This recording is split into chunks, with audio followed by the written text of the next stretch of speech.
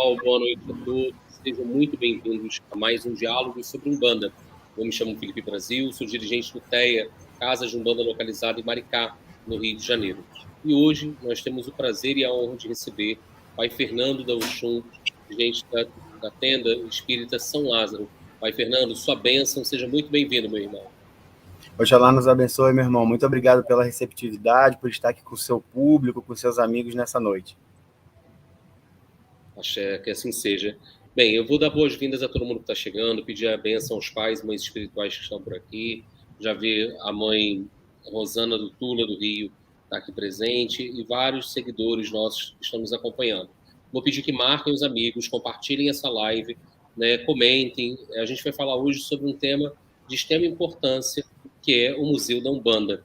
Né? A gente vai entender um pouquinho dessa história, ver alguns aspectos históricos, e todo o trabalho que o Pai Fernando vem fazendo. Então, vamos chegando, fiquem à vontade. E eu quero começar perguntando, Pai Fernando, antes até de adentrarmos o tema, que você conte um pouquinho da sua história. Como você chegou na Umbanda? Foi pelo amor, pela dor? Né? O que te trouxe até a Umbanda? Ou a Umbanda que chegou até você? Como foi esse encontro? Pai, eu nem sei dizer para você como que eu cheguei na Umbanda, se foi pelo amor ou pela dor, porque eu nasci na Umbanda, né? Eu tenho 48 anos de idade hoje, perdão, 49. E desde que eu me entendo por gente, minha mãe já frequentava um terreiro de Umbanda, meu avô já frequentava um terreiro de Umbanda, em Tenente Jardim, uma raiz bem antiga que tinha aqui pela cidade, por Niterói, né? E minha mãe, garota, frequentava aquele terreiro lá e fez as iniciações dela, ainda naquela cultura que eu não consigo dizer ao senhor hoje se era um candomblé ou se era um homolocô, enfim, porque é uma história que está muito no nosso passado, né?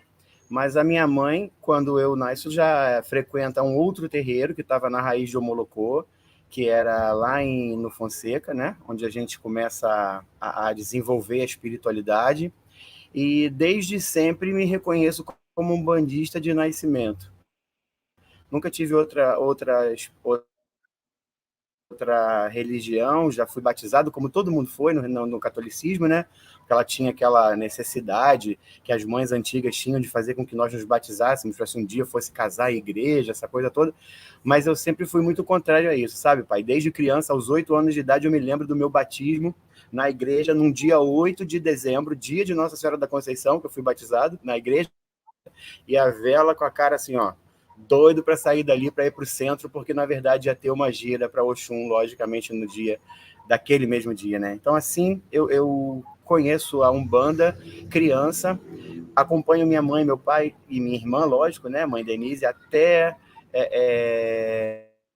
nos formarmos todos dentro da mesma estrutura espiritual, tenda espírita Cambinda de Guiné, da nossa mãe Maria Luísa de Oxóssi, em Itaboraí, e hoje com a sua sucessora, minha mãe Alice de Omulu, que é a herdeira daquele templo, e sempre estivemos naquela casa, todas as culturas espirituais foram aprendidas naquela casa, com o nosso padrinho também, Valdir Urubatã.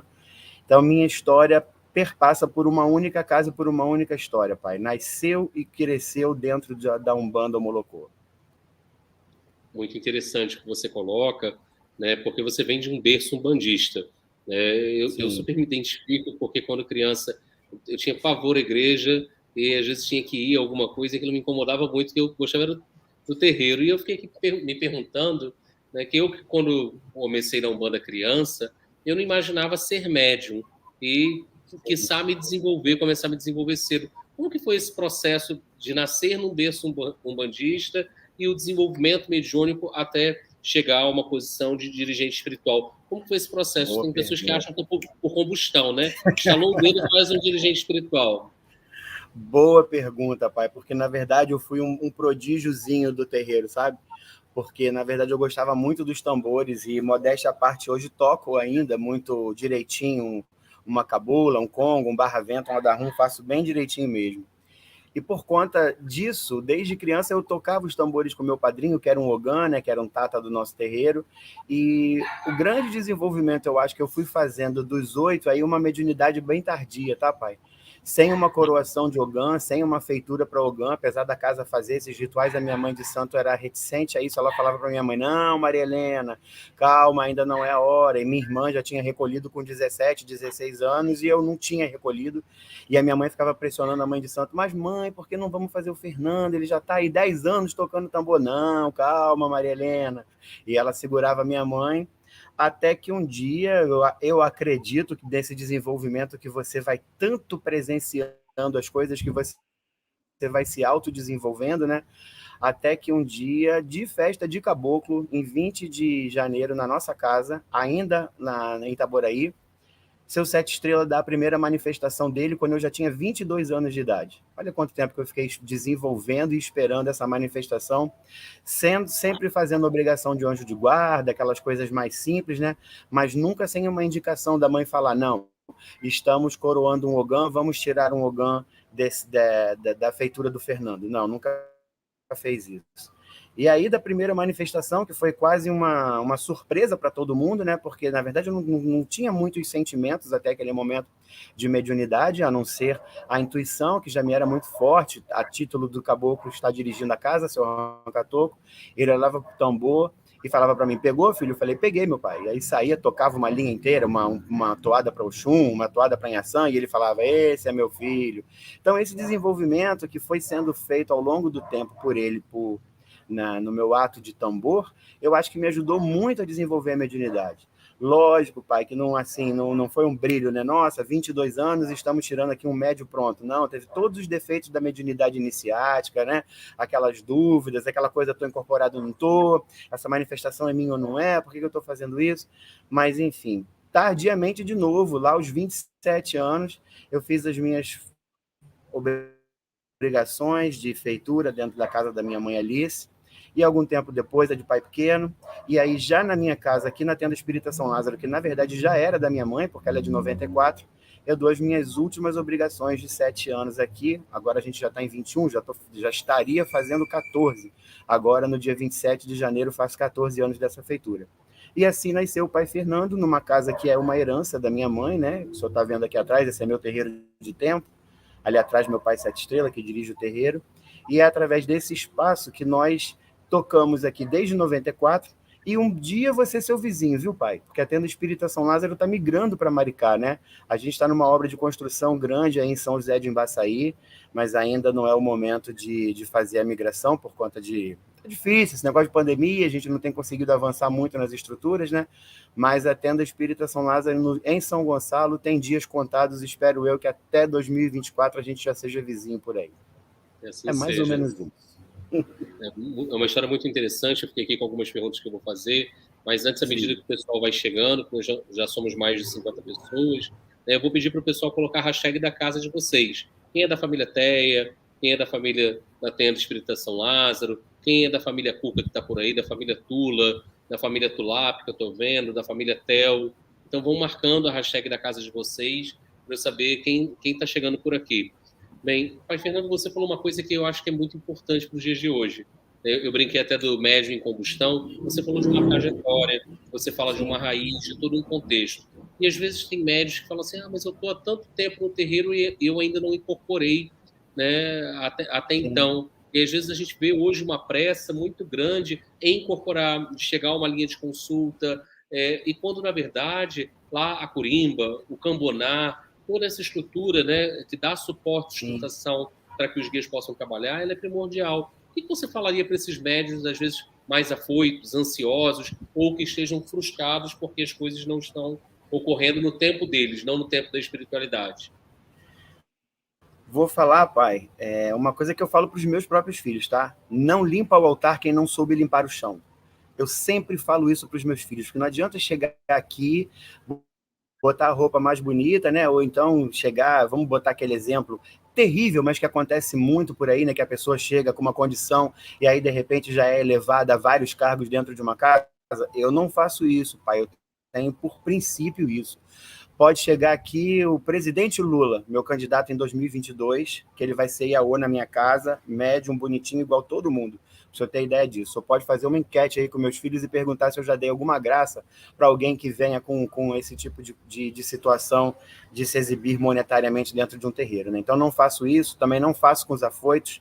Sempre digo que se a gente não souber limpar o chão, a gente não vai chegar a limpar o altar e a gente não vai sentar numa cadeira. Então, a mediunidade é um processo de ganho e um processo de amizade, de intimidade com o seu guia, com o seu dirigente, com o seu orixá, se é que se chama assim nas casas que estão presentes. Mas, enfim, essa relação ela precisa ser aproximada, pai, e ela precisa ser conquistada. Me espanta às vezes um pouco quando eu vejo, por exemplo, uma mediunidade de 12, 13 anos de idade que baixa tudo, fuma, bebe, faz e acontece. Eu acho isso bastante chocante, sabe, pai Felipe? Porque lá na nossa casa, na matriz de onde eu saio, um médium só colocava um cigarro na boca depois de muito tempo de desenvolvimento, só pegava uma bebida depois de mais tempo ainda, porque minha mãe tinha ojeriza de ver um médium sob efeito de bebidas alcoólicas, todas duas, né? Tanto a mãe espiritual quanto a mãe carnal, e que também dirigiu aqui a Tesli desde até sua morte em 2016. E assim, se tem uma coisa que nós observamos por princípio é que as pessoas tenham o cuidado do desenvolver. E eu sempre falo para eles, o desenvolver é estudo, né, pai Felipe? O desenvolver não é simplesmente você vir aqui e fazer uma teoria, não criticando a teoria griot do ensinamento candomblecista, mas nós temos uma outra estrutura de estudos, né? Nós precisamos aprender quem são os nossos dirigentes, nós precisamos aprender quais são os princípios da casa de Umbanda que nós frequentamos. Meu respeito a todas as vertentes umbandistas, pai, porque esse é um perpasso que acontece muito na crítica do Museu Umbanda, dizendo que nós estamos embranquecendo a Umbanda de Zélio e trazendo um museu para ser uma referência de Zélio de Moraes.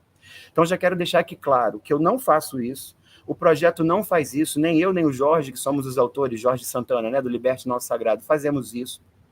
Muito pelo contrário, o nosso respeito é a todos os tipos de Umbanda que existem, principalmente as mais clássicas, como a Umbanda da escola da Tenda Mirim, a Umbanda da Umbanda Sagrada, que eu tenho me aproximado muito nos últimos dias, a Umbanda Iniciática, a Umbanda em Omolocô, que é onde eu vivo e onde eu moro, e todos os tipos de Umbanda ou de qualquer tipo de coisa que se diga Umbanda. Vai ter sempre respaldo dentro do nosso pensamento e do nosso respeito. Então, por conta disso, meu respeito, que eu digo, a todos os modos de desenvolvimento que essas casas fazem, porque são diferentes em todas, e eu digo mais uma vez, sem estudo, nós não conseguiríamos ir à frente e aprender o que nós aprendemos hoje. Então, o meu conselho para eles são esses: estudem, aprendam dos seus maiores, dos seus ancestrais e principalmente dos seus líderes das suas casas. Como exemplo. Você fala do estudo, né? Como que se deu esse processo? Porque você vem de uma Umbanda antiga, onde o estudo era muito pautado, as Umbandas antigas, dentro da oralidade, né? Sim. Então, a gente não tinha tanto acesso, né? O terreiro que eu me desenvolvi também era em São Gonçalo. Nem livraria nós tínhamos na cidade, na época, né? Para ter acesso à literatura umbandista, e que a cidade de Niterói, alguma coisa assim. Como que se deu esse processo do estudo até chegar ao museu? Né? Como que você fez esse caminho, né? E como que nasce esse projeto do Museu da Umbanda na cidade de São Gonçalo? Bom, eu vou falar pela minha parte, tá, pai? Eu vou só desligar o estudo da minha casa e da história do museu, a princípio, tá? Ok. Eu tive um homem na minha vida chamado Paiogan Valdir Urubatã Lustosa Chaves. Ele era uma referência da Umbanda dos anos 60, da década de 1960 no Rio de Janeiro, e frequentava os maiores círculos de pensamento, inclusive os círculos esotéricos, os círculos exotéricos, os círculos da maçonaria, da Rosa Cruz e da Umbanda, obviamente. Esse cara, que foi um catador de pedrinhas, ele reunia dentro da nossa estrutura de ensino, né, que seria a Tenda Espírita Cambinda de Guiné, essa casa que eu digo o senhor que eu nasci, todos os ensinamentos que o senhor pudesse imaginar de todos os processos de magia que existiam disponíveis no Círculo do Pensamento. Seria aquela revista Planeta, enfim, toda aquela literatura antiga. Ele fazia questão que nós estudássemos aquilo, sabe, pai? E esse homem morre há muito pouco tempo, 2017, se falha a memória, e deixa para um legado de tantos e tantas gerações de filhos de santo que passaram por aquela casa, uma qualidade espiritual tão grande que nós somos capazes de observar, analisar e não julgar com ele, com os ensinamentos que ele nos deixou, sabe, pai?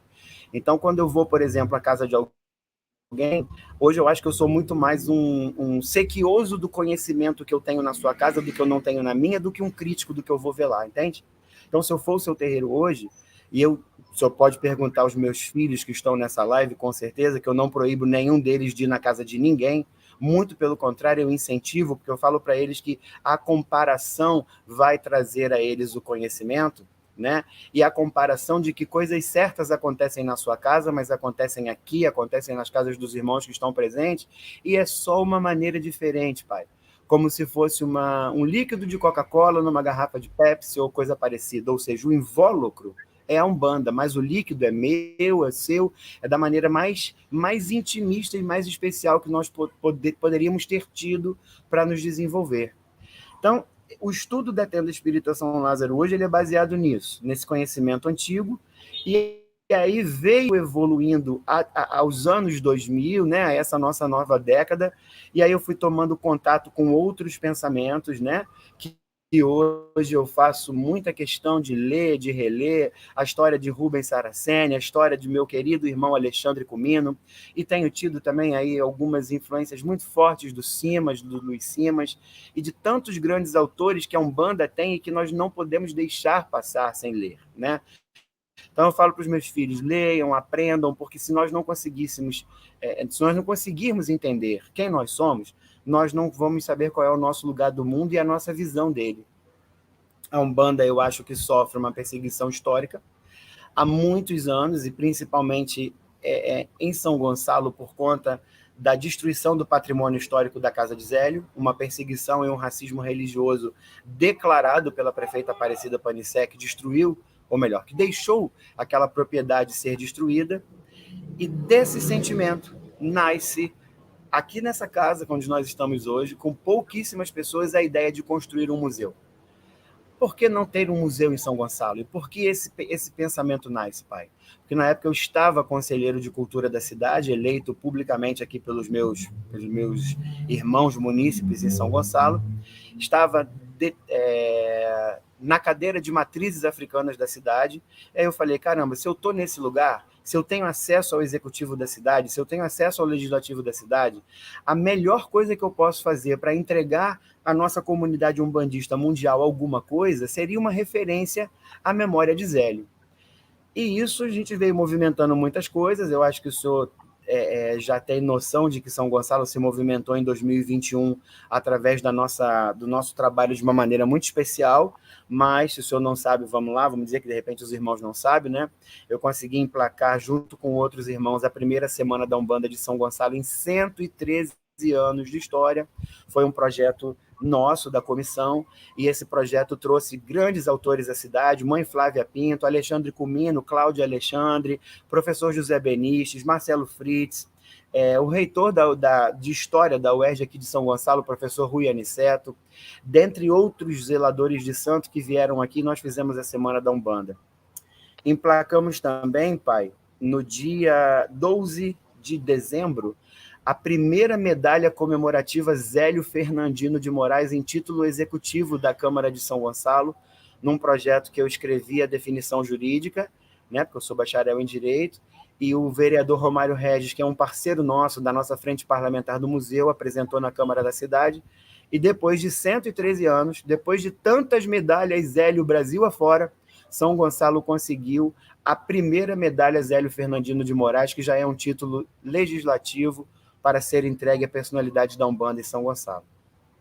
Fiz também o projeto do museu, consegui com que a Prefeitura de São Gonçalo recebesse o projeto do museu através da Secretaria de Cultura, né, que eu fazia parte na época como conselheiro, e conseguimos um acesso muito bom para que essa Prefeitura nos ouvisse, nos desse possibilidades que nós ainda vamos conversar nessa noite de hoje, mas enfim, o caminho foi mais ou menos por aí, pai, uma herança e uma dor que ficava dentro do peito de por que São Gonçalo. Eu estou aqui do lado de Neves, né? Eu estou no bairro do Pita, que é 2 bairros de Neves. Quase que para eu ir trabalhar todos os dias, eu passo na frente da casa de Zélio, se eu quiser. E todas as vezes que eu passo naquele lugar aqui em Neves, na Floriano Peixoto, me dá aquela coisa no coração que fala assim, caramba, será que se aqui nesse lugar fosse a religião cristã, essa rua não seria um movimento tremendo de pessoas vindo conhecer a anunciação do lugar? porque assim é em Jerusalém, porque assim é em qualquer lugar em que se nasce uma religião, em que se anuncia uma religião, como foi nascido aqui em São Gonçalo, a Umbanda. E desse sentimento, eu me reuni com o professor Jorge, que na época estava liderando um projeto enorme do Liberte Nosso Sagrado, das peças que foram travadas pelo Estado Novo no Museu da Polícia Civil, né? Coleção Magia Negra, o Jorge é o autor. E eu convidei o Jorge para que nós escrevêssemos o projeto do Museu da Umbanda, ele de cara aceitou. E aí pronto, 2 malucos envolvidos na criação de um museu, e a coisa foi tomando vulto, os parlamentares foram chegando, deputados foram chegando. Hoje, nossa frente parlamentar tem base em Brasília, com o deputado David Miranda, tem base no Rio de Janeiro, com o deputado Valdec Carneiro e a deputada Dani Monteiro, e tem base em São Gonçalo, na frente parlamentar, com os vereadores Romário Regis e Josemar, professor Josemar do PSOL. Então, com essa galera, a gente vem brigando para ver o que a gente vai fazer em 2022, pai. Muito movimento ainda, espero eu. Você fala do museu, né? E como que tá? Aí eu vi todo esse material que chegou à internet, né? Desse encontro que aconteceu, a editora Aruanda estava presente, formado. Como que foi, né, fazer essa mobilização? Quais foram os desafios que você enfrentou no município, onde não valorizava tanto a Umbanda assim, né? A Umbanda ficava um pouco à margem. Como que foi isso e qual é a previsão, né, para ter uma instalação, né, física do museu, as peças, como que foi o contato com o Leonardo Cunha, com a família Moraes aí para articular tudo isso? Boa pergunta. Inclusive, deixa eu olhar meu WhatsApp aqui, porque eu estava esperando uma mensagem de uma pessoa que ficou de me mandar para mandar para o senhor, mas eu acho que não teve tempo de mandar, viu? Eu falei com o Leonardo hoje. Leonardo participa do processo de criação do Museu Umbanda. Nós temos um grupo no WhatsApp, que é um grupo dos pensadores, enfim, das pessoas mais próximas, e o Leonardo participa do projeto lá junto. E dá total apoio à criação do museu, sempre deu total apoio à criação do museu. E engraçado que existe uma dicotomia no pensamento, que no início, pai, vamos falar aí de 2019, quando o projeto do Museu Umbanda se torna conhecido na internet, por exemplo, algumas pessoas até da própria tenda espírita Nossa Senhora da Piedade criticaram a criação do projeto, dizendo que o Caboclo das Sete Encruzilhadas não tinha determinado que se faria um museu, que Zélio não quis nada disso, e não sei o que e tal. Enfim, eu não tinha muito acesso ao Leonardo na época, mas já tinha acesso a alguns amigos de amigos, né? E através da Federação Umbandista nós chegamos ao Leonardo e ele falou, nada disso. O Caboclo das Sete Encruzilhadas pode ter sido, sim, contra a criação do Museu da Umbanda, mas de Zélio, sobre a alcunha daquela história dele, mas não da Umbanda em geral, porque ele também não se sente um proprietário da Umbanda que existe hoje, correto? E eu acho que isso é muito digno da parte dele. Então ele veio até o projeto, nos dá total apoio. Nunca houve, pai, uma conversa com o Leonardo a título de pedir peças de Zélio para que se fizesse nada no museu, sabe? Porque o Museu da Umbanda tem uma outra proposta, ele não pretende ser um museu estático. Ele vai muito no caminho do museu social, da museologia social que nós temos hoje, que é um museu mais vivo, que é um museu que tem cursos, que é um museu que tem dança, é um museu que tem música, é um museu que tem arte. Ou seja, ele poderia ser quase que uma instituição e não uma instituição museal somente. Mas por que não fazer uma ONG ou uma coisa parecida e não fazer um museu? Porque nós decidimos que São Gonçalo realmente precisava salvaguardar algumas histórias, e a história principal que vai ser guardada é a de Zélio. Se vierem as peças, se vierem equipamentos, se vierem presentes de alguma coleção de Zélio, vão ser muito bem-vindas, porque o museu tem uma exposição chamada Zélio Fernandino de Moraes. Mas ela vai tratar do Zélio história, ela vai tratar do Zélio vereador, ela vai tratar do Zélio homem de cultura, que brigava pela educação em São Gonçalo, que fez uma escola chamada Nossa Senhora da Piedade. Você sabia que Zélio teve uma escolinha que tinha investimento público chamada Nossa Senhora da Piedade? Então, é esse homem que está preocupado com a educação e com a cultura que a gente quer resgatar também. Não é só o médium, porque o médium tem literatura para tudo quadro, algumas muito complicadas, segundo Leonardo, que não condizem com a verdade, algumas que condizem totalmente com a verdade, enfim. Como nós dissemos na primeira semana da Umbanda, o museu, pai, lança luz para desnudar o mito, porque, na verdade, ele nunca quis sê-lo, né? Então, o que o Museu da Umbanda se propõe com o seu pensamento e com a sua ideia é que Zélio seja uma parte importante disso, mas ele não seja a parte principal, porque ele não pode ser a parte principal, porque ele foi o anunciador de uma coisa muito maior. E nós precisamos ter espaço no Museu da Umbanda para que todas as casas se sintam representadas, todas as vertentes se sintam abraçadas ali. Então, por exemplo, quando nós pensamos nas outras exposições, que seria as outras umbandas, veio uma chuva de preconceito na internet. Existe um grupo de Instagram enorme contra o Museu da Umbanda, que fica o tempo todo dizendo que essa criação é um embranquecimento, essa história que a gente acabou de tocar aqui novamente, que não tem nada de embranquecimento, muito pelo contrário. É uma casa de, vamos falar novamente, é um equipamento científico, ele não é um equipamento confessional religioso, ele não vai estar lá para ensinar religião a ninguém, até porque ele vai ser uma parceria pública, então ele precisa ser laico, né? Ele precisa estar dedicado a tudo, então nós vamos pincelar as religiões, nós vamos pincelar as umbandas, mas o alvo principal da criação do museu não é ser uma instituição religiosa. Bom, falei para o senhor mais ou menos, esclareceu sobre o museu, que eu vou tocar agora nas dificuldades, que o senhor me perguntou na primeira parte. Ok. São Gonçalo, pai, é uma cidade muito complicada quando a gente fala de religiosidade, quando a gente fala de umbanda principalmente, né? Uma Câmara de Vereadores quase que majoritariamente evangélica, quase que majoritariamente dependente do voto das comunidades evangélicas de São Gonçalo, mas eu não sou eleitor do Capitão Nelson, tá? Vou falar novamente para que o senhor entenda. Eu não sou eleitor do Capitão Nelson, mas eu fui muito surpreendido dentro dessa gestão do Capitão Nelson e da Secretaria de Cultura que estava sendo colocada no momento, porque em nenhum momento eles se opuseram a receber a criação do Museu da Umbanda. Eles emprestaram, eles cederam, eles nos deram o maior equipamento cultural da cidade, que é o Teatro Municipal de São Gonçalo, para fazer o lançamento do Museu da Umbanda.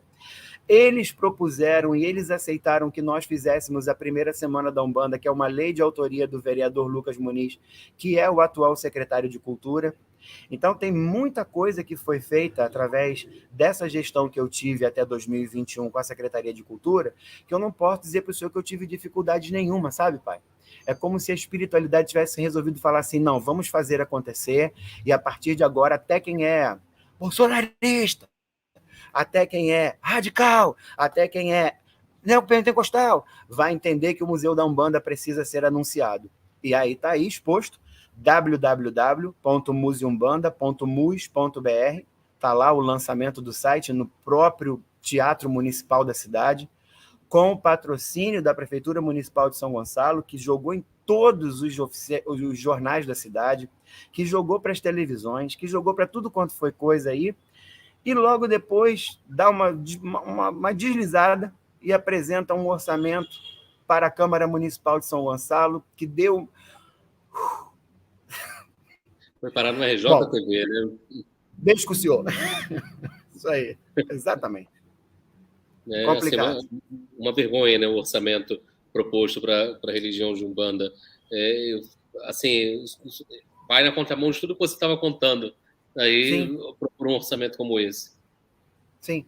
E assim, que fique claro, pai, nós, na verdade, existia uma proposta, né, que o Museu da Umbanda já estivesse na lei orçamentária de 2022, como foi discutida para estar, tá?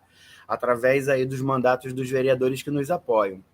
E aí, quando a prefeitura resolve chancelar esse valor, dizem eles que, na verdade, o valor foi chancelado nos 10 mil reais, porque seria uma maneira de abrir uma rúbrica e que essa rúbrica pudesse receber alguns fomentos que viessem da cultura, que viessem de leis federais, enfim. A ideia era essa, pai. Mas eu acho que na hora que a coisa foi apresentada, o que ficou feio foi a propositura de que outras instituições teriam R$1 milhão, entende? Porque não é errado, talvez, apresentar os 10 mil para se criar uma rúbrica legislativa e ela vai receber, sei lá, 500 milhões do orçamento federal, 500 milhões seria o máximo, né? 5 milhões do orçamento federal, que ela vai receber um dinheiro de um fomento de uma lei da Lei Aldir Blanc, que ela possa receber da própria lei de fomento à cultura, mas, enfim, na hora que apresenta R$1 milhão para outras religiões, é que a gente fala assim, epa, mas por que isso? Né? Porque se, na verdade, precisava fazer uma rúbrica para o Museu da Umbanda, por que apresentou R$1 milhão para a Igreja Católica e para o Museu Gospel? qual o sentido disso, né? E foi aí que a nossa bancada parlamentar caiu de pau em cima da prefeitura e caiu de pau em cima do governo, foi parar no RJTV, tudo quanto foi jornal, Extra, O Dia, enfim, essa confusão toda que se ouviu daí, mas que foi bom, viu? Porque eles fizeram reavaliaram esse orçamento, e ainda não foi apresentado, mas os nossos vereadores estão muito próximos acompanhando isso, para que a gente veja como é que até quando abrir aí, né, realmente esse ano legislativo, essa coisa se apresente. Vai acontecer, pai. Como vai ser e qual o valor que vai ser, eu ainda não sei, mas vai acontecer. O senhor me perguntou também da proposta de que onde seria o museu, né? E qual seria o prazo. Pai, a proposta do executivo da cidade é a seguinte, que eles nos arrumariam um espaço físico, e esse espaço físico seria uma casa que seria doada, que seria um bem público que seria doado ao museu, a título de nós construirmos ali a Casa da Umbanda de São Gonçalo. Então, eles não se propuseram, volto a falar, eles não se propuseram a construir um museu da Umbanda porque o Estado é laico, e ele precisa se manter laico. Mas eles poderiam pegar, por exemplo, uma propriedade que não estivesse em uso, uma propriedade que estivesse em desuso, mesmo uma propriedade que às vezes possa estar sendo considerada um mal dentro de algum lugar, né? Que existem isso, terrenos abandonados, terrenos ociosos e tudo mais, e eles nos ofereceriam, desde que nós aceitássemos aquele espaço naquele lugar e que nós, a partir daí, fôssemos atrás das verbas de construção, como todo o nosso povo sempre fez, né, pai? Estou vendo aí sua parede atrás da sua casa, eu tenho certeza que ela não saiu de presente de ninguém. Ela saiu do seu esforço, dos seus filhos, para que se construísse isso. Então, o Museu da Umbanda, talvez ele siga exatamente o mesmo caminho de toda a casa umbandista. Começa no fundo do terreno, começa no fundinho do quintal, no quartinho do fundo, e de repente vai chegando, vai construindo, aí vem um padrinho melhor, faz um salão. Então, a nossa ideia com o museu, até que se aconteça coisa diferente, né? Porque eu também não vou colocar um peito na faca do executivo e falar assim, olha, vocês têm que dar um museu para a Umbanda. Porque aí eu seria contrário se eles fizessem para o Museu Católico, o senhor me entende? Sim, aonde que o meu senso de ética perpassa, eu também seria contrário se eles fizessem para o Museu Gospel. Então, eu acho que seria errado. Agora, eles fazem doação de terreno para igrejas à torta direita. É só o senhor ver aí várias. Aqui na Venda da Cruz mesmo, em frente ao 3º BI, existe uma igreja que é bonitinha, que eu acho que é uma igreja dos adventistas ou mormon, não sei. Aquela igreja, na verdade, é uma doação que foi feita por alguém, porque ali é um colégio estadual. Fica em frente ao antigo 3º BI na Venda da Cruz. Então, nós precisamos de achar exatamente essa possibilidade de achar um colégio abandonado, uma coisa que o museu vai chegar numa instituição, perdão, num bairro ou numa localidade que, por exemplo, nós possamos levar várias funções sociais, como a música, como a dança, como o teatro, como a literatura, como a própria biblioteca do museu, que vários autores que são amigos já se propuseram a doar livros, e aí a gente colocar essa pérola no meio de uma lama, por exemplo, você imagina o efeito social que isso teria, né, para alguma comunidade. Então, a ideia é mais ou menos por aí, pai. Previsão? Nenhuma. Mas sonhos, muitos, e possibilidades, algumas. Muito bacana. Eu queria que você falasse um pouquinho, pai Fernando, do encontro que você promoveu ano passado, no qual o Comino estava, a mãe Flávia Pinto, né, e várias outras personalidades da religião. Como que foi também promover esse encontro, o desafio de trazer essas pessoas, de divulgar esse evento, e se já tem a previsão para acontecer esse ano, né, essa semana de Umbanda? Ai, seria maravilhoso que nós já pudéssemos ter acabado com aquela pensando na próxima, viu? Mas ainda não, pai. Até onde eu sei, não. Até porque o Conselho de Cultura de São Gonçalo está sendo reeleito, né? Para uma gestão que vai ser 2022 a 2023. E dessa vez eu resolvi não concorrer para a matriz africana e para nada, porque eu achei que, na verdade, o momento é que eu cuide do museu, que eu me dedique 100% ao museu e não à cultura, porque lá a gente tinha reuniões, né? Se discutia a Lei Aldir Blanc, foi um processo gigante que o Conselho de Cultura teve que estar envolvido para fazer a Lei Aldir Blanc funcionar em São Gonçalo, enfim, o Conselho tem uma função de trabalho muito demandada, né? Por conta disso, eu não vou me candidatar a essa eleição que vai acontecer agora, não vou participar, mas eu já sei que será criado um edital. O primeiro desafio da primeira semana da Umbanda não foi por edital. Foi uma coisa meio, vamos fazer, vamos acontecer e tal. Eu vou explicar como é que eu cheguei até ele, mas tudo aconteceu porque tinha que acontecer. Mas não houve um edital, não houve uma ideia de uma verba que se pudesse fazer a separação de uma determinada verba para fazer os eventos, né? Foram pensados muitos eventos e nós não conseguimos fazer todos. Por exemplo, foi pensado em fazer umas giras públicas no Marco Zero da Umbanda, que é aquela praça que tem aqui em Neves, né? Que é um projeto também dos amigos que são parceiros nossos. Foi pensado em fazer algumas semanas étnicas em São Gonçalo, visitas a terreiro. Foi pensado em fazer uma série de eventos, pai. Só que a grande maioria desses eventos demandavam muito dinheiro. Então a comissão conseguiu fazer a primeira mesa de Umbanda, que foi a discussão exatamente sobre o tema As Outras Umbandas, que a mãe Flávia, querida mãe Flávia, eu tive o prazer de conhecer nesse dia, foi a convidada dessa mesa, junto com a mãe Ana de Emanjá, aqui do Gradim, junto com o pai Pablo Santa Clara, da Casa de Umbanda Sagrada de Campo Grande também, e o pai Cristiano de Oxóssi. Eu acho que é esse o nome, se eu estou perdendo aqui, mas enfim, não é. Eu vou lembrar o nome dele, que é aqui de São Gonçalo também, que teve com a gente, e foi uma mesa que se discutiu como as umbandas eram em cada casa. Então, por exemplo, a mãe Flávia tendo uma umbanda que ela está bem ligada à umbanda africanista, né? Porque ela é uma filha de santo de candomblé da mãe Márcia, Marçal, né? E aí ela explicou como é que eram as umbandas na casa dela. O pai Pablo fez uma apresentação lindíssima sobre o que era a umbanda sagrada, que até para mim mesmo é uma grande surpresa, porque na verdade a gente tem que ser honesto e dizer que a gente não conhece nada da casa do outro, né? De verdade, né? A gente não sabe como é aquilo.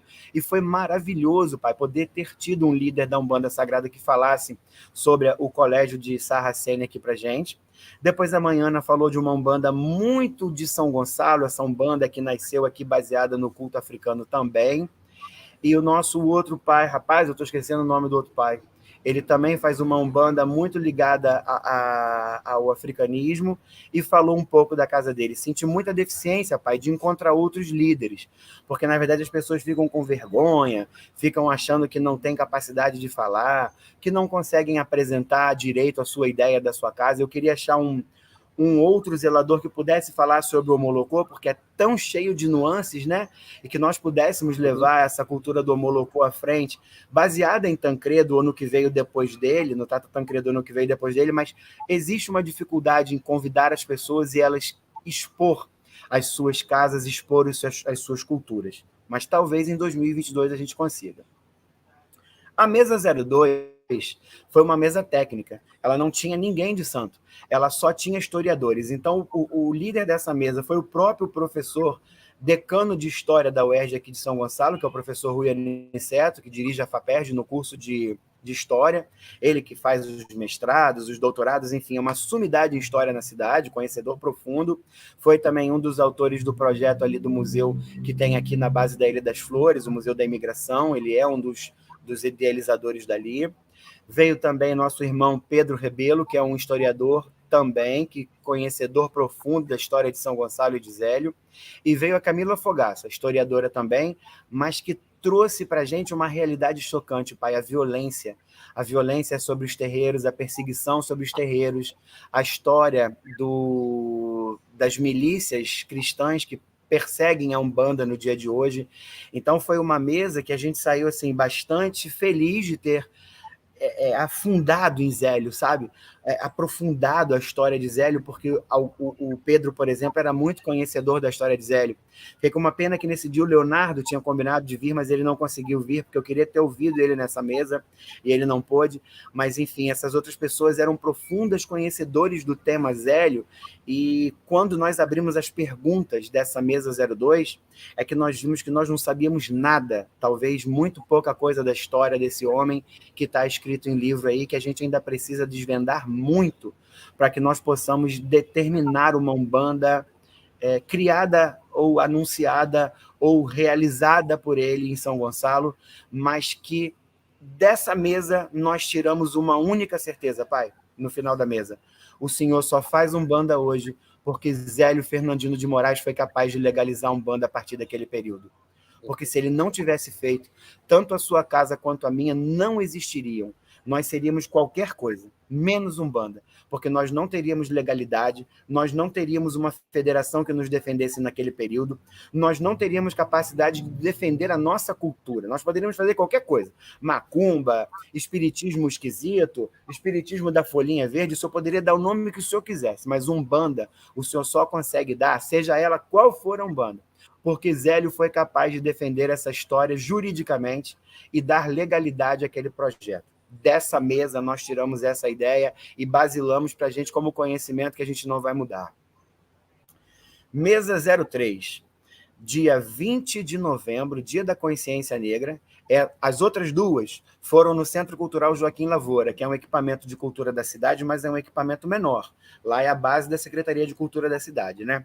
Dia 20 de novembro, nós invadimos o Movimento Negro de São Gonçalo, dos quais nós somos íntimos amigos, que era do nosso irmão Erimar da OAB, né?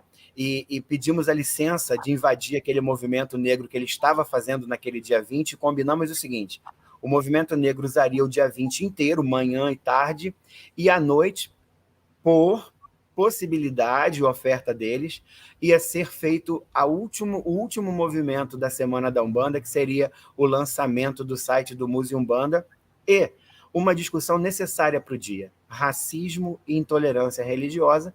E aí, nada mais, nada menos do que Alexandre Comino, né? Esteve na nossa cidade, Cláudia Alexandre, doutora Cláudia Alexandre, em Ciências da Religião, uma queridíssima autora que fez a defesa das matrizes africanas contra a Rede Record no Direito de Resposta, lembra, com o doutor Edio Silva, em São Paulo? E ela veio a São Gonçalo nesse dia. Tivemos o professor José Benistes, diz que dispensa apresentação, né? Mas eu fiquei muito chocado de conhecer o professor José Benistes, contemporâneo de Zélio. Se duvidar, conheceu até o Tata Tancredo, que está antes dessa história toda, uma criatura, pai Felipe, inexplicável, de um conhecimento ímpar, sabe?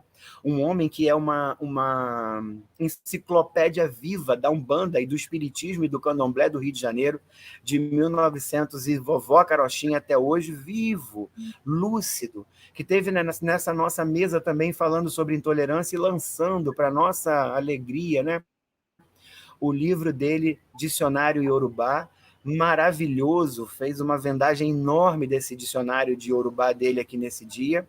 E para fechar esses convites todos, o jornalista Marcelo Fritz, do jornal Icapra, que é hoje, na minha opinião, um dos maiores lutadores sobre a decência, sobre o direito do nosso povo se expressar na mídia impressa, uma criatura que olhou para mim nos meus olhos, pai, assim, falou assim: não desiste, porque muita gente vai falar para você desistir, mas você não pode desistir, Fernando, porque cada vez que alguém falar para você desista, é a hora que você tem que ir em frente, porque quando o Icapra nasceu, falaram muito para mim: você é maluco, desiste disso, não vai dar certo. E naquele dia nós estávamos comemorando um aniversário maravilhoso desse jornal e desse projeto que leva as matrizes africanas ao Brasil inteiro, que é o Jornal Icapra.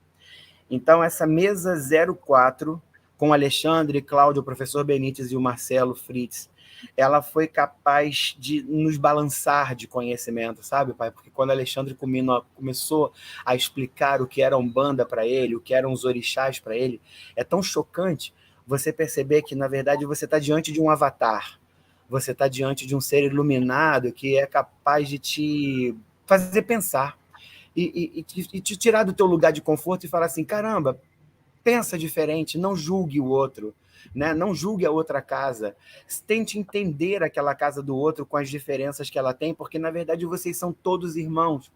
E aí a Claudinha vai e fala assim, doutora Cláudia, perdão, a Cláudia fala assim: na hora da pedrada, macumbeiro é todo mundo, pai.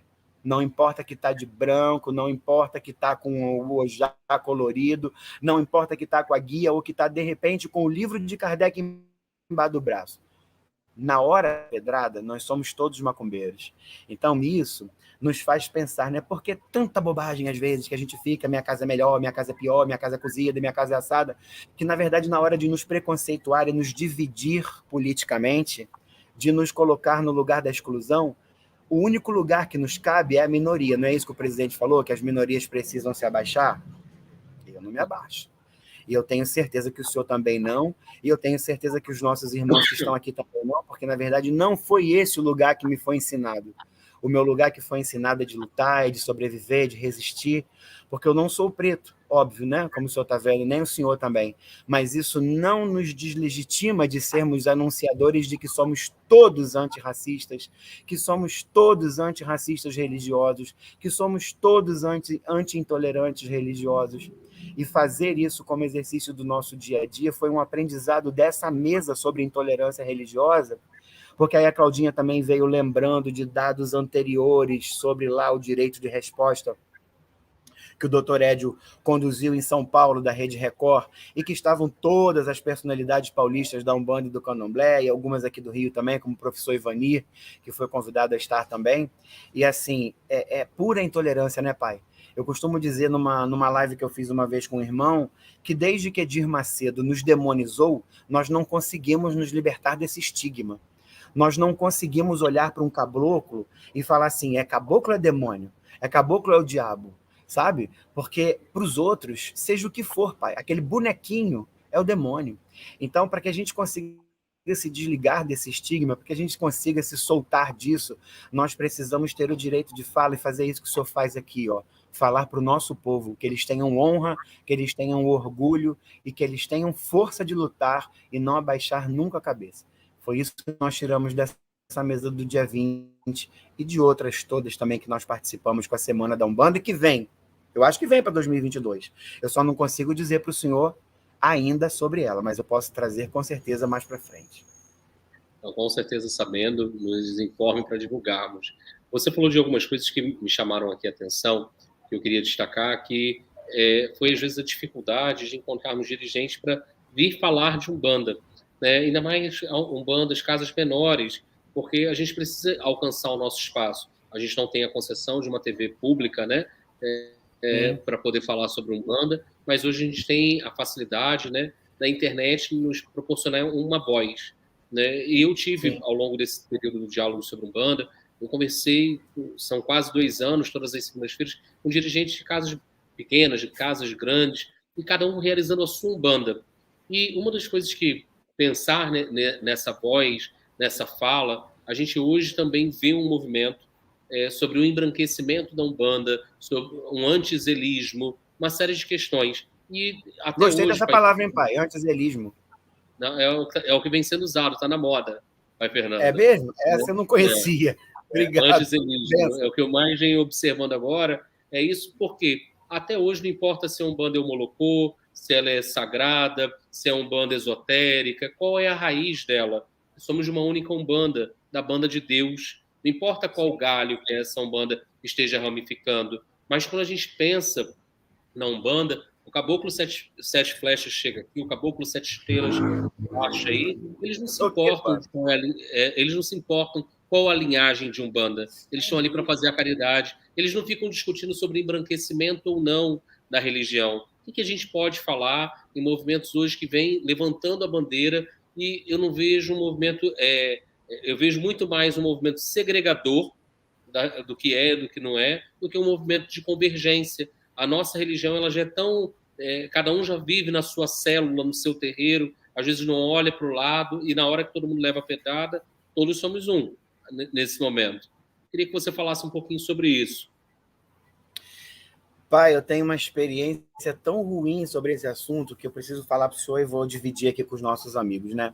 Eu tive um filho de santo uma vez, acho que uns 8 anos atrás, mais ou menos, que era um rapaz negro.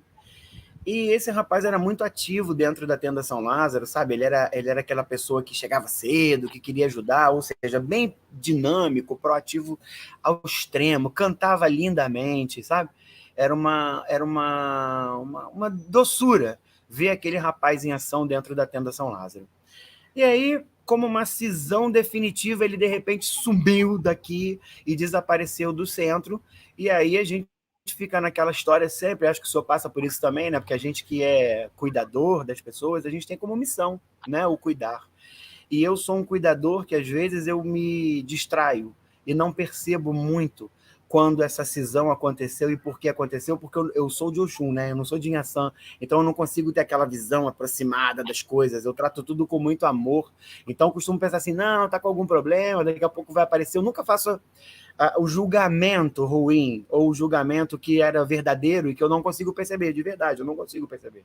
Só pode perguntar para qualquer um que me conhece, eu não faço esse julgamento antecipado, ruim das coisas, né? E aí passou um mês, passou 2, passou 3. Ele frequentava um círculo acadêmico aqui de Niterói, que é a Universidade Federal Fluminense. E aí uma das minhas filhas também frequentava lá a mesma história, e era a escola de serviço social da UF, né? Aí ela tinha uma amizade com ele, lógico que eu não ia ficar perguntando para ela se ela sabia dele porque que ele desapareceu, mas enfim, um dia chegou a história. E aí ela veio me contar, cheia de dedos, mas pai, veja bem, eu não sei nem como te falar isso, mas eu preciso te falar isso, e isso é uma coisa que está me machucando muito, porque na verdade eu acho que o senhor vai se machucar com isso. Eu falei assim, filha, definitivamente, seja o que for que você vai me falar, eu estou aqui para isso, né? Na verdade, se eu tiver algum erro, se tiver alguma coisa que eu esteja fazendo errado, eu estou aqui para aprender também, como todos vocês, né? E aí ela falou assim, pai, você sabe o que aconteceu com aquela pessoa? Aí deu o nome do rapaz, né? Eu falei, não. Ela falou assim, ele conversou comigo que dentro do conceito dele de religião hoje, ele não vê um homem branco com dignidade de cuidar da cabeça dele ou da vida dele, porque ele é um homem negro, ele é um homem preto. Então ele precisa achar uma casa dirigida por uma pessoa preta para que ele possa ter a dignidade de estar nessa casa e ser cuidado por uma pessoa dessa. E aí você para ouvir isso, o Felipe, como que você reage a isso, né? E assim, eu digo a você, eu não sou um estudioso de sociologia, de antropologia, nada disso, mas eu fui buscar esse caminho, né?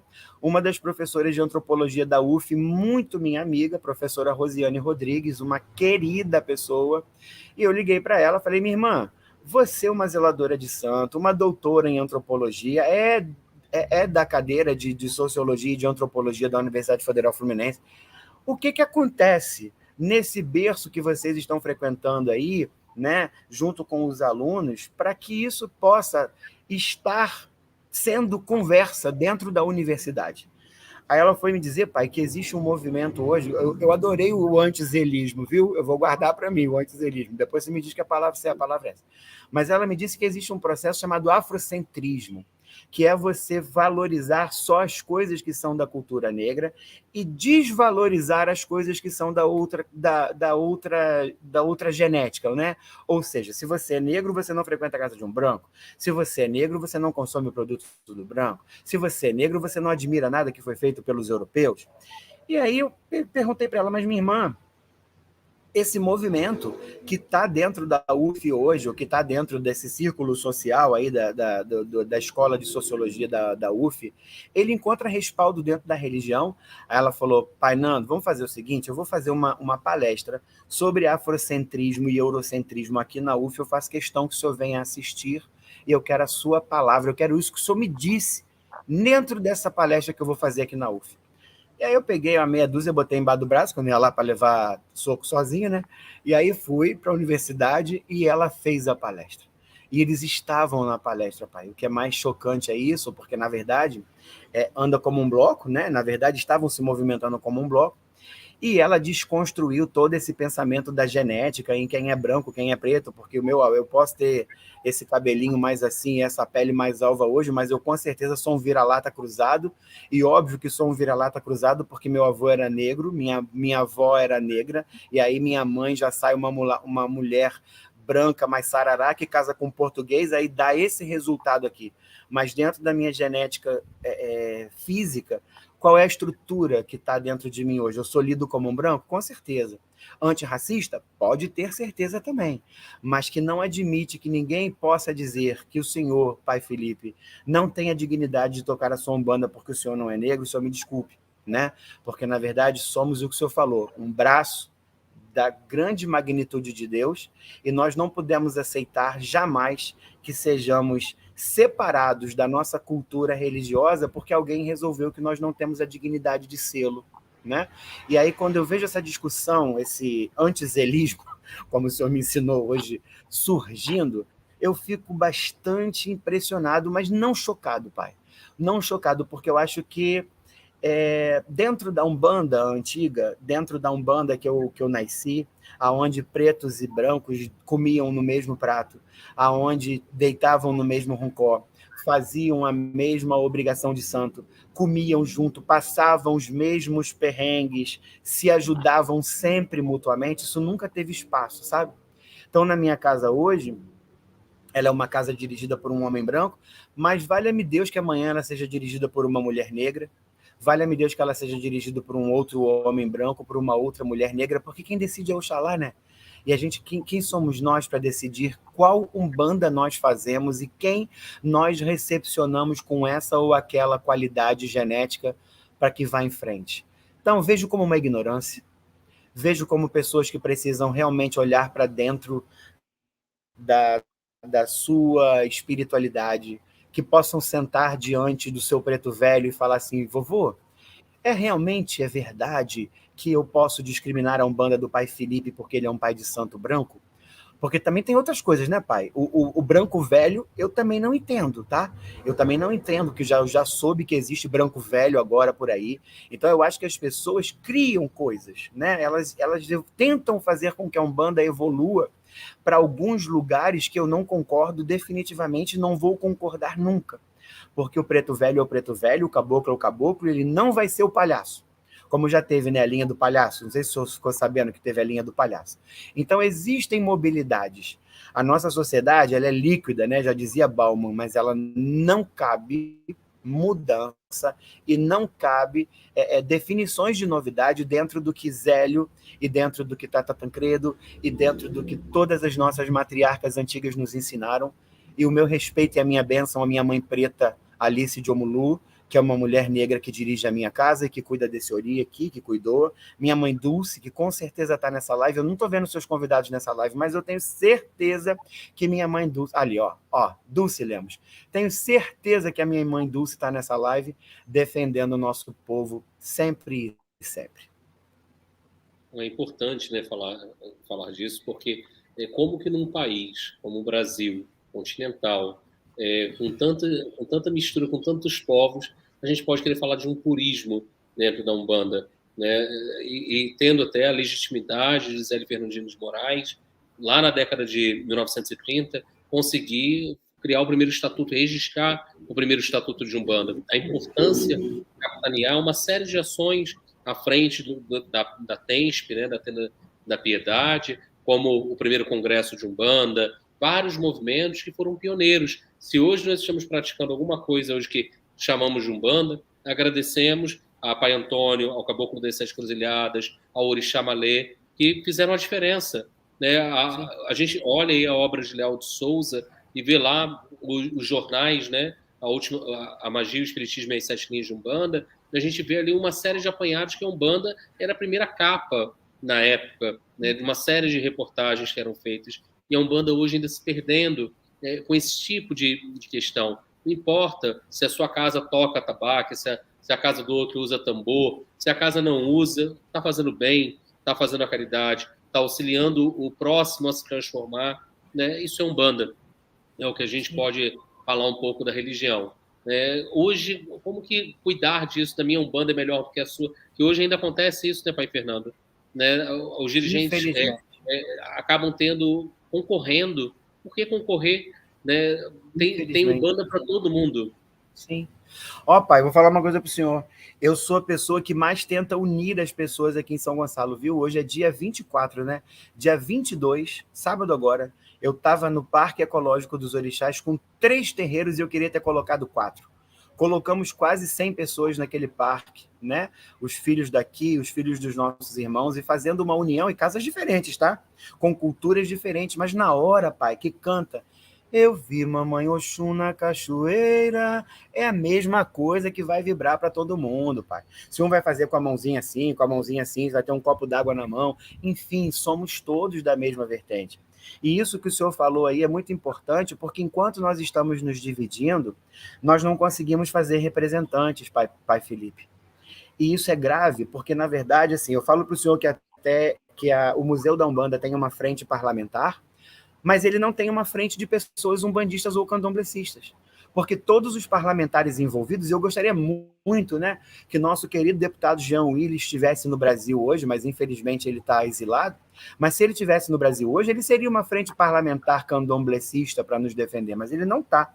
E até onde eu sei, nenhum dos políticos que defendem o Museu da Umbanda e que defendem outras causas são pessoas envolvidas com a nossa cultura religiosa, sabe, pai? Então, meu sonho também hoje, 2022, é que nessa mudança política que vem aí pela frente agora, nós consigamos eleger nossos representantes, que nós possamos ter pessoas que possam se candidatar a cargos públicos, mas defender com pertença, sabe? Que eu possa ter lá o pai Felipe representando na Câmara de Maricá, que eu possa ter aqui os vereadores umbandistas em São Gonçalo, que nós consigamos fazer um deputado estadual umbandista, porque, pai, não existe forma de se livrar da perseguição que se não for pela força da política. E aí o senhor vê como essa gente é maliciosa. Não sei se o senhor acompanhou, o senhor vai lembrar, mas com certeza o senhor é um homem estudioso. Aquela discussão sobre o abate, sobre o sacrifício animal que foi criada no Rio Grande do Sul, se me falha a memória, ela, na verdade, se estenderia para o Brasil inteiro, proibindo, não sei se o senhor faz na sua casa, mas enfim, as pessoas que fazem o sacrifício animal de fazer com uma única justificativa, pai, sobre os maus tratos animais, sobre os maus tratos na imolação, enfim.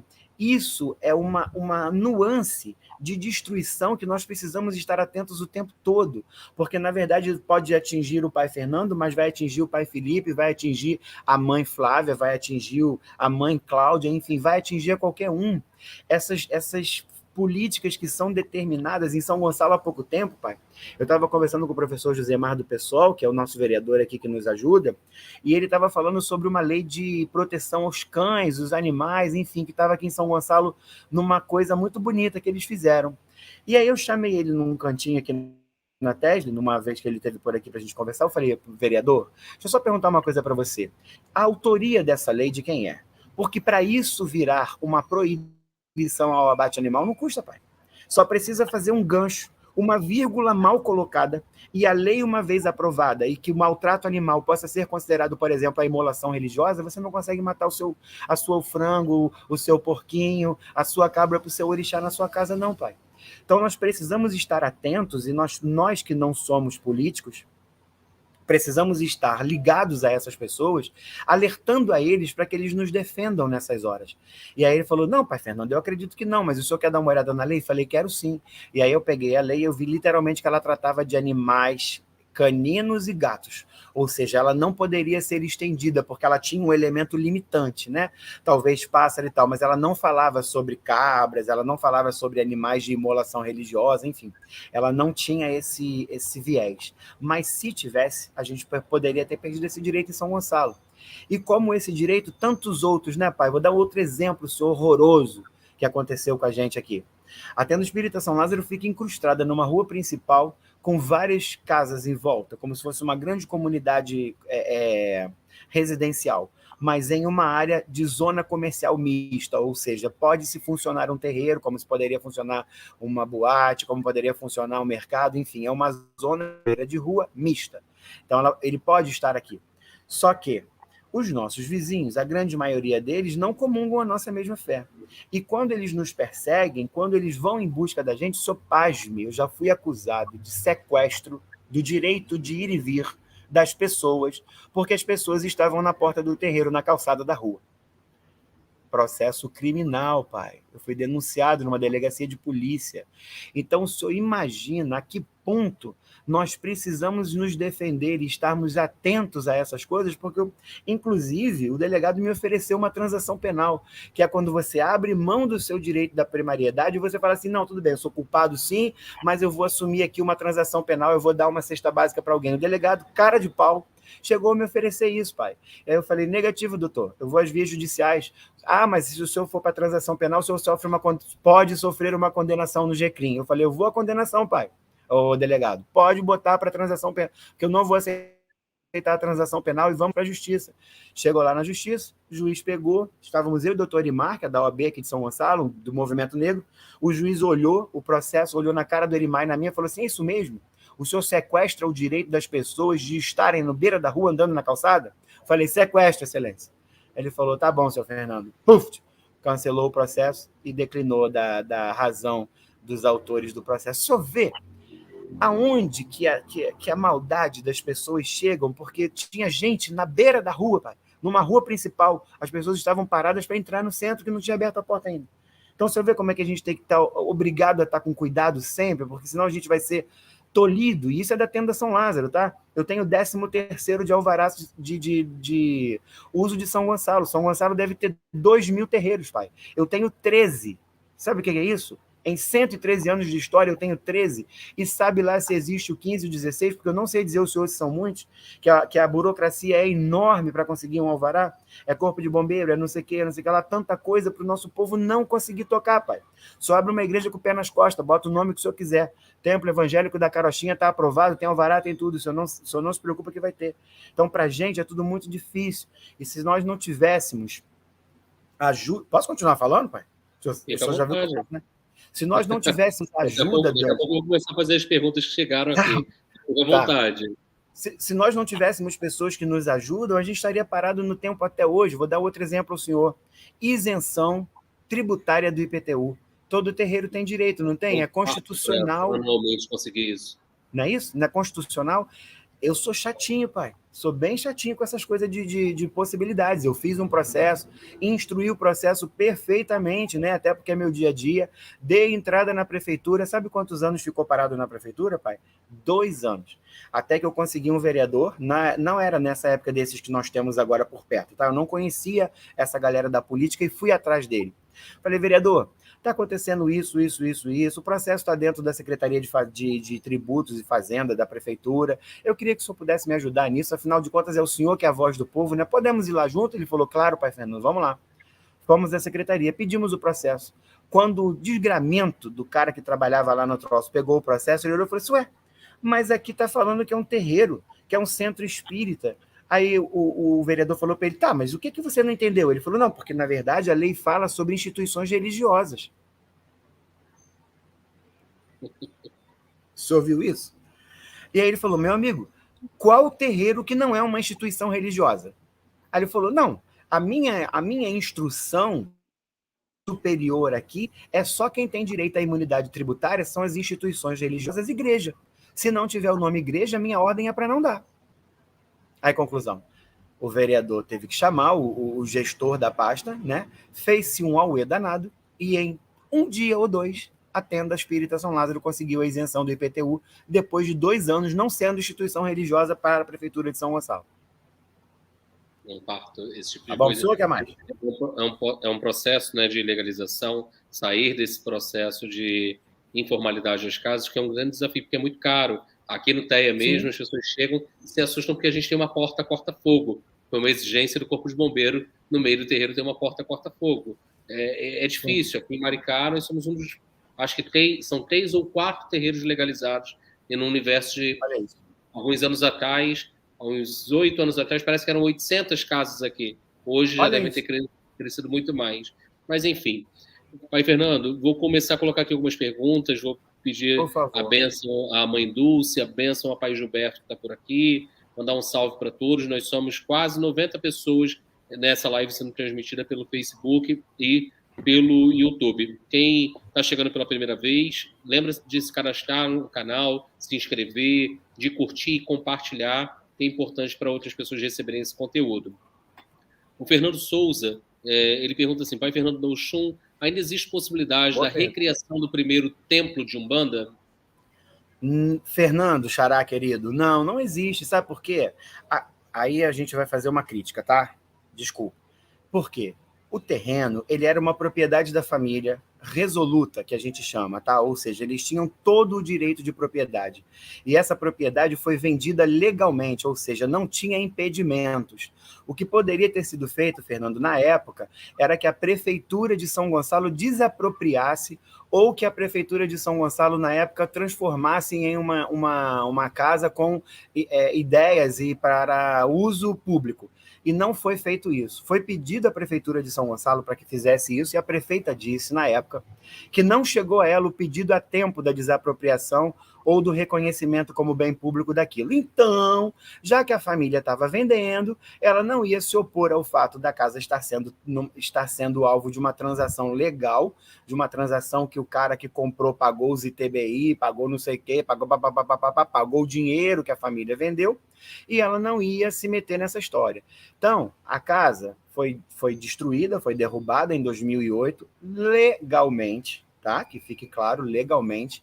Hoje existe lá a fábrica de alumínio lá da Alumivan, se não me engano, Alumineves, uma coisa assim, e não é nenhum interesse que aquilo seja recriado, tá? Nem nosso, nem da família do Zélio também, porque na verdade eles nunca quiseram ter um museu para o Zélio.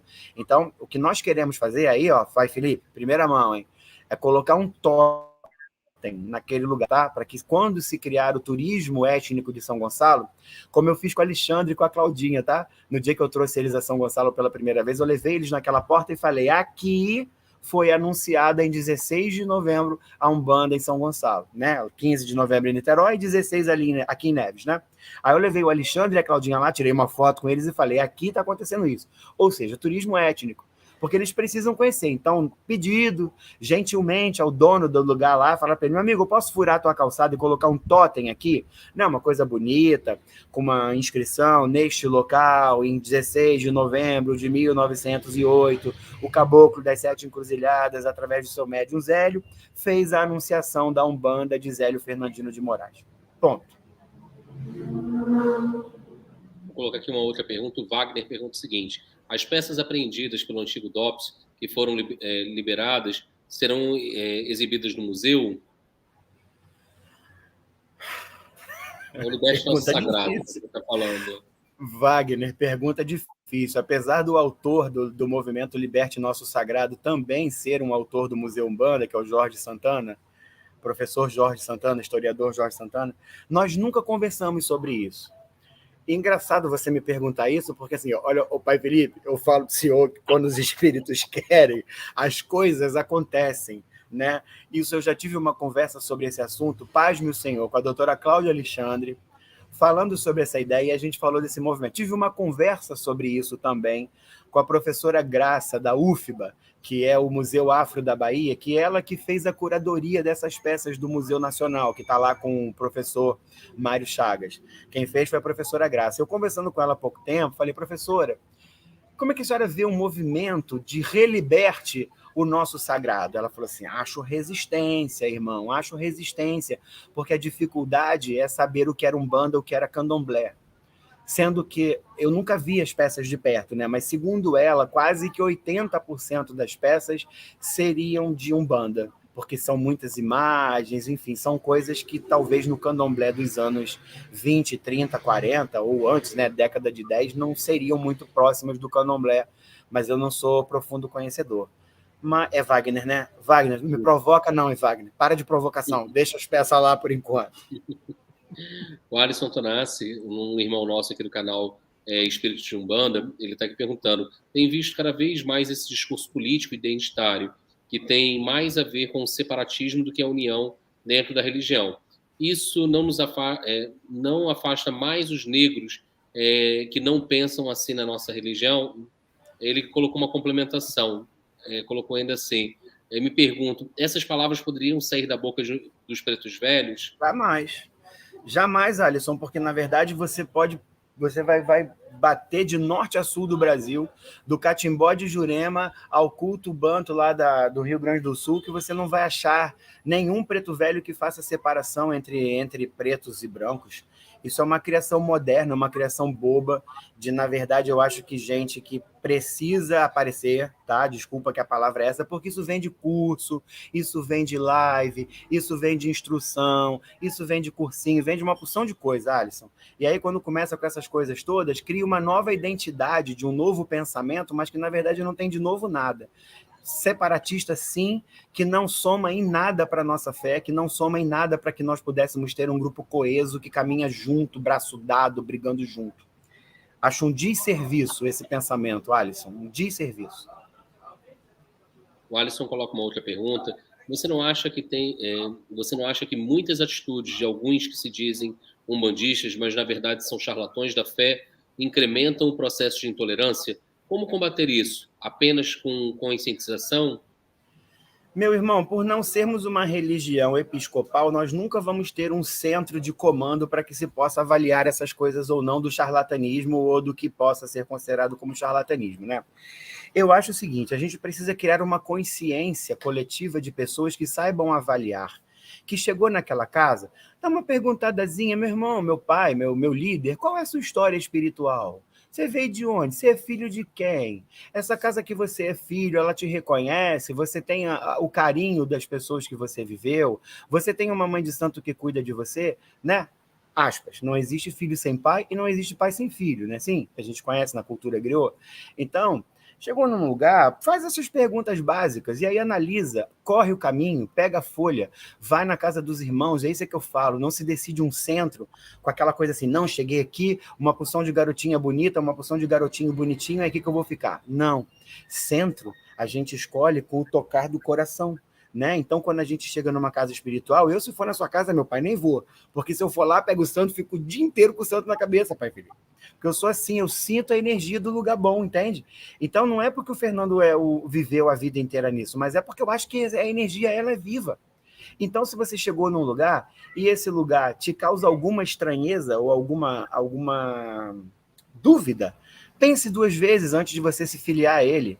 Procure conhecer um pouco mais, converse com seus irmãos, converse com as pessoas que frequentam, porque a caridade, irmão, ela se publica através do que você vê de fato. Às vezes eu converso aqui com meus filhos e com meus amigos e falo assim, dança muito bonito, canta muito bonito, corre muito bonito, pula, sapateia, come vidro. Qual a cura que já fez? Tinha um espírito que chegava aqui e comia o copo de vidro, filho. Pegava a taça de vidro, botava champanhe dentro e comia a taça de vidro. E as pessoas achavam aqui, nossa, come a taça de vidro. Pode ser legal para ele. A minha pergunta continua sendo a mesma. Qual a cura que já fez?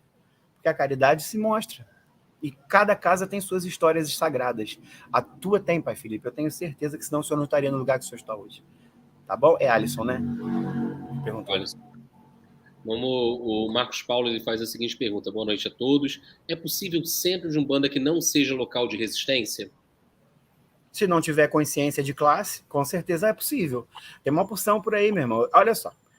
Vamos entrar no assunto política? Todo mundo que me... Tem licença, né, pai Felipe? Todo mundo que me conhece sabe que eu sou a pessoa que menos gosta desse presidente da República em ação aí, né? Então, existem umbandistas bolsonaristas. Existem umbandistas que acham que tudo está muito bom com esse cara aí fazendo e acontecendo, derrubando a Fundação Palmares, que nos dava editais de fomento de cultura de matrizes africanas, gente. É como se a gente estivesse atirando no próprio pé, valorizando esses caras.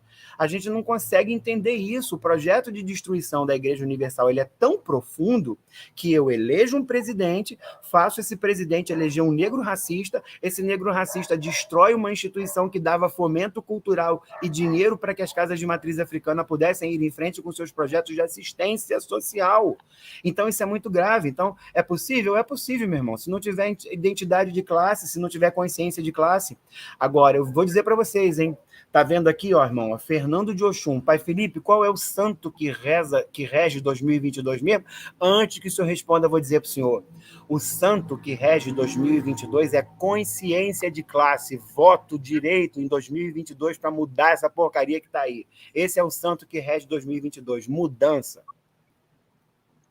Vamos pegar aqui uma outra questão, vou mandar um salve para a Raíssa Nunes, que gentilmente falou sobre o pai Fernando, falou sobre o movimento do Museu da Umbanda comigo e tentou fazer essa ponte entre nós. Ela coloca assim, ela pede a bênção aqui numa outra mensagem, ela coloca, existe a possibilidade da concessão do local público para sediar o Museu Umbanda, ultrapassar o atual mandato e sofrer um futuro tipo de impedimento maquiado na criação? Ótima pergunta, Raíssa, ó. Beijo, obrigado pela intermediação que você me trouxe ao pai Felipe.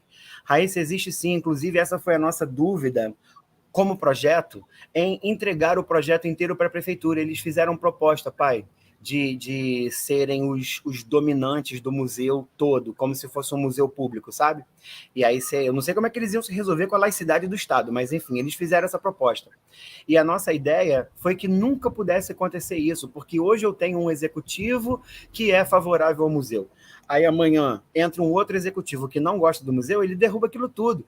Há de exemplo a Feira de Neves aqui, que fizeram um centro cultural maravilhoso na gestão do prefeito Nance, e agora está lá largado. Tive lá para tomar minha terceira dose, vacina no braço e consciência de classe, de novo. Fui lá tomar minha terceira dose, pai, e olhei para o centro cultural lá nordestino de São Gonçalo, abandonado, largado às traças. Por quê? Porque a atual gestão não tem interesse nenhum naquilo. Então, pode acontecer? Pode sim, Raíssa. É um medo? É um medo sim. Mas aí, ó, quantas pessoas que o senhor falou que nos vê agora, pai? 90, né? Que o senhor disse da última Mais de relação, 95 né? pessoas. Então, 95 pessoas hoje. Até dia 30 de janeiro, parece que vai entrar uma matéria nossa na Europa sobre o Museu da Umbanda num jornal português, de um círculo português maravilhoso de Umbanda lá. Quem sabe a gente não vai arranjar um padrinho na Holanda, na França, em qualquer país aí que tenha condição de fazer uma bobagem aí, uma doação a título de ajudar os tupiniquins, e a gente consiga comprar o nosso espaço. Esse é o sonho, sabe? Por que não? A gente precisa acreditar no sonho, ele vai acontecer. Só não sei como vai ser, Raíssa, mas existe sim, e é o nosso medo como projeto que isso aconteça. Pai Fernando, assim, você fez uma série de colocações, né? O que você coloca, né, ainda como, além do posicionamento político, porque Zélio também foi pioneiro nisso, lá atrás, Sim. quando incentiva, né, a criação do colegiado do Cruzeiro do Sul, né, e ele já nos incentiva a ter uma bancada, alguém que possa defender a Sim. religião. O que você vê como desafios para os próximos anos da Umbanda, né? O que você deixa aí agora nessa mensagem já se encaminhando para o final? Pai, que, de novo, que nós tenhamos a consciência que 2022 é um ano de virada, tá? Porque existe um projeto de destruição em andamento, e esse projeto é capitaneado por Silas Malafaia e Edir Macedo. Não vamos nos esquecer disso, tá? Esses dois caras elegem os políticos que querem, esses dois caras fazem a definição de eleição que querem, esses dois caras recebem o presidente da República para se ajoelhar e tomar bênção a ele. Então, a nossa consciência é que não importa se seja o Lula, tá, gente? Eu sou apaixonado pelo Lula, de verdade, mas não importa que seja o Lula. O que nós precisamos é mudar esse cara daí. Porque, na verdade, esse projeto de destruição que está em ação, ele só visa uma coisa: dominação, destruição e apagamento da nossa fé.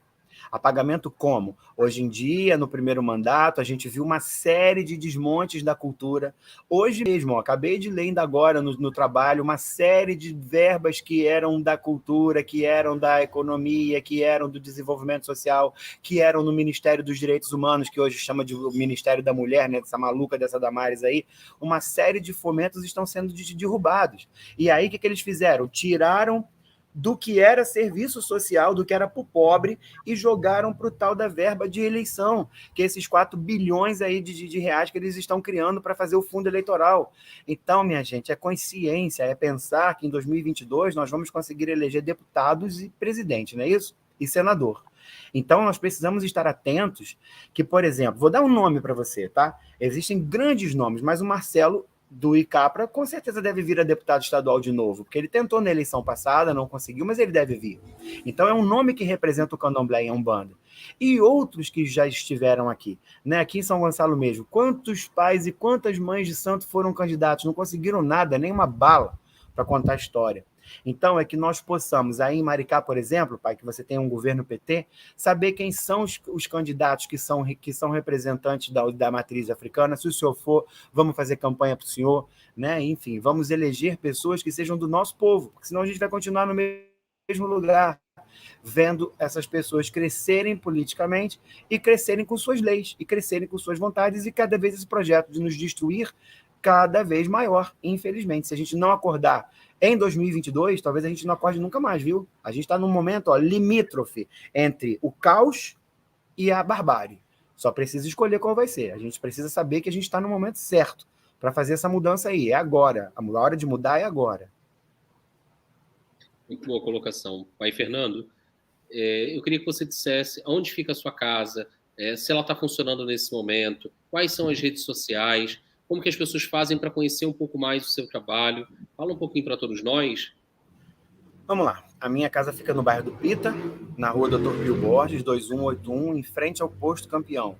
É um posto de gasolina da BR Petrobras, né? É um corredor e é, como toda casa de Umbanda que nasceu na década de 1980, 90, 2000, um fundo de quintal, que hoje cresce, né, se expandiu muito, porque não cabe mais aqui no Pita. A gente está fazendo uma migração para Maricá, você seu vizinho, pai Felipe.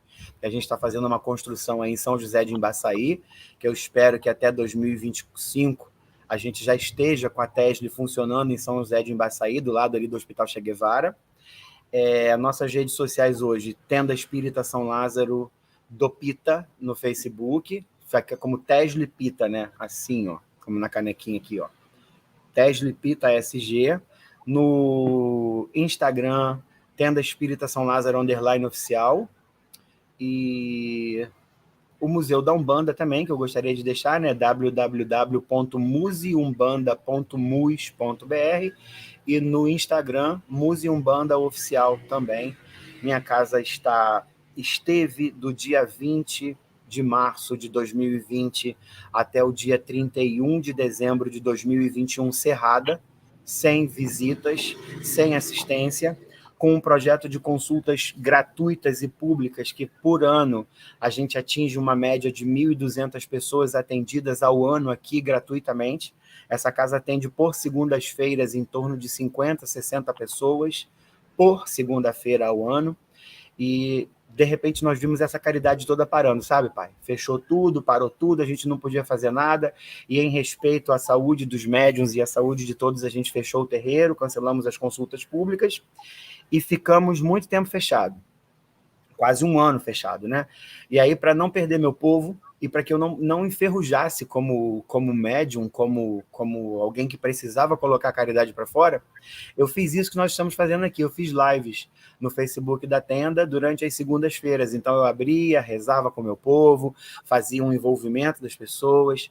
Tenho notícia de muitos suportes espirituais e suportes físicos e mentais que essas lives trouxeram a muitos amigos da Tenda São Lázaro nesse período. E aí, em 2021, nós continuamos fechados, fazendo giras internas somente, sem as consultas públicas, mas agora, em 2022, era uma proposta, que está no ar ainda, eu ainda não cancelei essa proposta, de voltar com as consultas sobre condição de que seriam menos pessoas, né, em vez de 60, 20, e aí essas pessoas precisariam estar vacinadas e, de repente, com um atestado de saúde perfeito, mas, enfim, a caridade não pode parar, pai. Uma vez uma consulente me mandou uma mensagem no Messenger do Facebook falando assim: mas, pai Fernando, eu entendi o que o senhor quis me dizer, que as pessoas estão com Covid e tal, mas a gente faz como para conversar com o Preto Velho? Eles também não conseguem atender a gente? Rapaz, eu não sei responder isso. Eu fico muito preso, porque na verdade eu não consigo entender meu povo. Pai, eu olho para Oxalá e falo assim: pai, me perdoa, eu não sei o que responder. Porque na verdade, por mim, só pode ter certeza que eu abri essa porta e falava: entra todo mundo, porque é de Deus, né? A gente não está aqui para fazer por nós. É uma caridade gratuita. Ela vem, ela precisa vir. E quando você não consegue fazer, você fica preso a isso, né? Então, em 2022, a gente está com proposta. Desculpa, tá, pai? Eu sou de Oxum mesmo. A gente precisa ir em frente. Eu ainda não sei como vamos em frente, mas a gente está com proposta de que em 2022 a gente retome as consultas com limitações e as giras com limitações também. Assim será. Se Deus quiser, com essa Ômicron diminuindo de intensidade, eu espero e rezo que seja. Pai Fernando, eu só tenho a lhe agradecer, desejo vida longa a todos esses projetos, desejo vida longa à sua casa. Vai ser um prazer tê-lo como irmão aqui de casa em Maricá. Quando vier Itaipuaçu, venha conhecer o TEI, as portas da nossa casa estão abertas para você e para seus filhos. E indo em algum momento em São Gonçalo, com certeza vai ser um prazer também conhecer a sua casa. Peço a sua bênção e peço que você se despeça aí do público, de seus filhos, da sua mãe, que está aqui, e de todos os nossos irmãos. Meu padrinho Urubatã, pai, dizia para mim que a reza do umbandista é o canto, né? Que a gente tinha que fazer uma corrente firme de agradecimento e de força, né? Então, pela noite de hoje, Senhor, eu te agradeço. Peço que o Senhor tome conta dos lares de cada um dos nossos irmãos, aonde estiverem nesse mundo grande. Afasta deles, Pai, a seta do inimigo que voa no escuro. Traz sapiência, traz iluminação, traz conhecimento, Pai. Tira seu povo da senzala, literalmente, Senhor. Mostra para eles a capacidade de crescer espiritualmente e serem melhores, guerreiros, firmes e valentes na fé de Oxalá, para que nós possamos nos desdemonizar e mostrar a esse mundo inteiro que o que nós carregamos é uma bandeira de paz, que chamamos de bandeira de Oxalá. Para terminar, meu Pai, eu digo assim para o Senhor: tem tempo de amor, tem tempo de dor.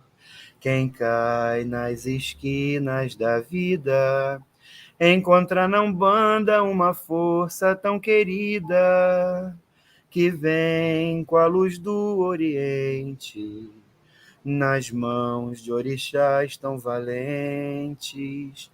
No belo esplendor desta hora, conheci a Umbanda e nunca mais eu vou me embora.